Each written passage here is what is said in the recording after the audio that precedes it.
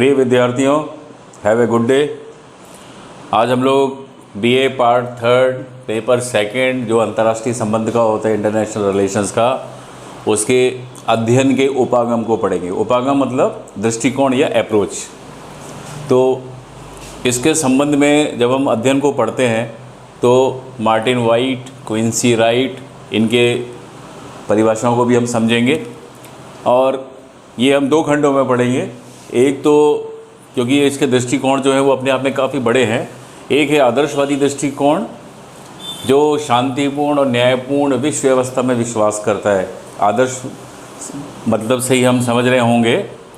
फिर दूसरा आएगा यथार्थवादी दृष्टिकोण जो प्रैक्टिकल, जो रियलिस्टिक दृष्टिकोण है, अप्रोच रखता है।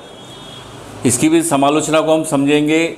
और फिर व्यवस्था, उपागम और मार्क्सवादी दृष्टिकोण, इसको हम लोग कल पढ़ेंगे क्योंकि ये व्यवस्था उपागम में मार्टिन कैपलान का सिद्धांत आएगा, जो 6 इसके बातें आएंगी। और फिर मार्क्सवादी दृष्टिकोण आएगा और ये लेनिन के द्वारा स्थापित किया गया है।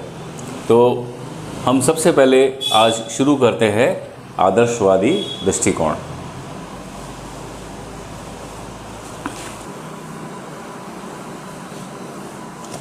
आदर्शवादी दृष्टिकोण या उपागम का समूचा चिंतन समाज में विकासात्मक प्रगति होने के व्यापक विचारों के आधार पर खड़ा है। इसका जन्म 18वीं शताब्दी में हुआ और अमेरिकन और फ्रेंच क्रांतियों में इसका मुख्य प्रेरणा स्रोत जो था आदर्शवादी था। सन 1795 में कॉन्डरसेंट ने अपने ग्रंथ में एक ऐसी विश्व व्यवस्था की कल्पना की जिसमें ना युद्ध के लिए कोई स्थान हो, ना विषमता के लिए, ना अत्याचार के लिए। उन्होंने एक विश्वास प्रकट किया कि मनुष्य अपनी बुद्धि, शिक्षा और विज्ञान के उपयोग से इतनी उन्नति कर लेगा कि भावी समाज में हिंसा, हत्या, अनैतिकता, सत्ता लोलुपता और शक्ति के लिए संघर्ष की भावना ही लुप्त हो जाएगी। अंतर्राष्ट्रीय संबंधों में आदर्शवादी दृष्टिकोण का संबंध क्या होना चाहिए से है। तो आदर्शवादी चिंतन इस प्रश्नों पर विचार करते रहे हैं कि विश्व में न्याय और शांति कैसे स्थापित किया जाए, युद्धों को उन्मूलन कैसे किया जा सकता है, अंतर्राष्ट्रीय सहयोग किस प्रकार विकसित हो सकता है, शक्तिशाली राज्यों द्वारा शक्तिहीन राज्यों का शोषण किस प्रकार समाप्त किया जा सकता है आदि। आदर्शवादी दृष्टिकोण संस्थावादी और विधिवादी अध्ययन की ओर प्रवृत्त है। अंतर्राष्ट्रीय संबंधों की जटिल समस्याओं के समाधान के लिए वह 3 बातों पर बल देता है। पहली बात, राष्ट्रों को अपने अंतर्राष्ट्रीय व्यवहार में नैतिक सिद्धांतों पर चलना चाहिए और परंपरागत शक्ति राजनीति से दूर रहने का प्रयत्न करना चाहिए। दूसरा, शक्ति राजनीति के प्रबल पोषक सर्वाधिकारवादी दल रहे हैं, इसलिए ऐसे दलों के अस्तित्व को समाप्त करने का प्रयत्न करना चाहिए। तीसरा, विश्व सरकार की स्थापना करके शक्ति राजनीति को सदैव के लिए दफन कर देना चाहिए। अंतर्राष्ट्रीय राजनीति को स्वयं में साध्य न मानकर केवल एक साधन माना जाता है आदर्शवादी दृष्टिकोण के द्वारा, जिसका उद्देश्य अंतर्राष्ट्रीय न्याय की स्थापना है। तो ये शांति और न्यायपूर्ण विश्व व्यवस्था में विश्वास करता है। अब हम इसकी समालोचना को समझते हैं। इसकी समालोचना निम्न तर्कों के आधार पर है। पहला, आदर्शवादी व्यवस्था तभी संभव हो सकती है जब सभी राज्य पारस्परिक संबंधों में बल और सैनिक शक्ति के प्रयोग को छोड़ दें और इसके स्थान पर नैतिक सिद्धांतों का पालन करें।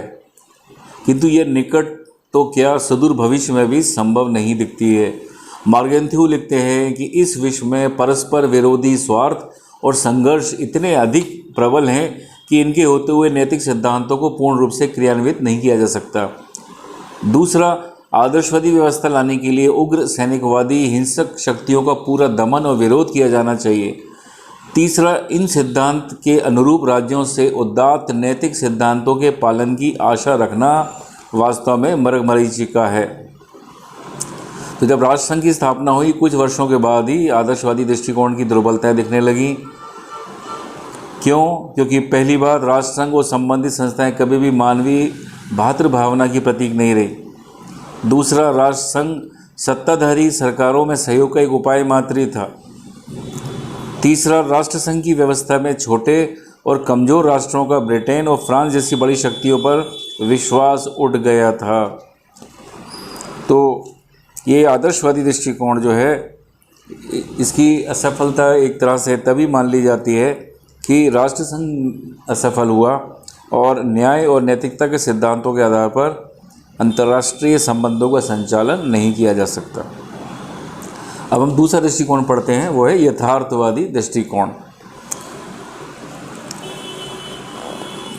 यथार्थवादी दृष्टिकोण का आधार है मैकियावेली का यह कहना कि मनुष्य शस्त्र, धन और रोटी युद्ध की शक्ति है, परंतु इन चारों में पहली दो, शस्त्र और धन, अत्यंत आवश्यक है, क्योंकि मनुष्य एवं शस्त्र धन एवं रोटी प्राप्त कर सकते हैं, परंतु रोटी तथा धन मनुष्य और शस्त्र प्राप्त नहीं कर सकते। वास्तव में यथार्थवादी दृष्टिकोण शक्ति, शस्त्र और युद्ध को मानव स्वभाव की विशेषताएं मानता है। ये मानता है कि व्यक्ति के इस विश्वास से इसका सिद्धांत का जन्म है कि दूसरे लोग सदा उसे नष्ट करने की कोशिश करते हैं, इसलिए उसे, मनुष्य को अपनी रक्षा की खातिर हर समय दूसरों को नष्ट करने के लिए तैयार रहना चाहिए। यथार्थवादी दृष्टिकोण ये कहता है कि राष्ट्रों के बीच विरोध एवं संघर्ष किसी न किसी रूप में सदैव बने रहते हैं। यथार्थवादी इस विरोध एवं संघर्ष को अंतर्राष्ट्रीय संबंधों में एक शाश्वत नियम के रूप में मानते हैं, ना कि कोई आकस्मिक घटना।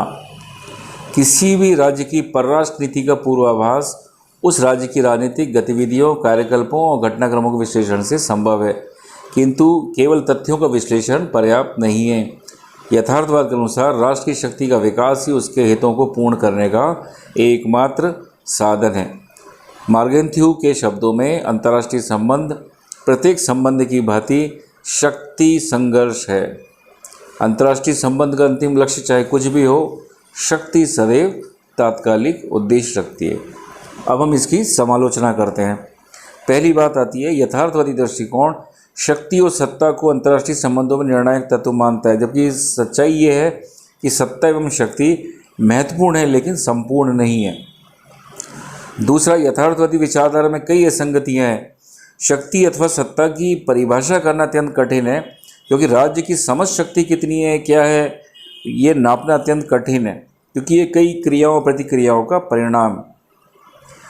तीसरी बात, यथार्थवाद शक्ति संघर्ष के स्थायित्व को मानता है और अंतर्राष्ट्रीय संबंधों के क्षेत्र में साधनों तथा उद्देश्यों जैसे मूल्यों के प्रति पूर्ण उदासीन है।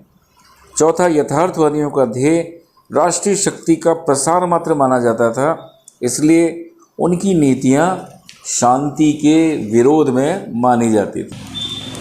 तो विद्यार्थियों, आज हमने अंतर्राष्ट्रीय संबंध के अध्ययन के उपागम में आदर्शवादी दृष्टिकोण को पढ़ा, जो कैसा होना चाहिए एक राज्य को, उसके बारे में कल्पना करता है, उसकी भी समालोचनाओं को हमने समझा।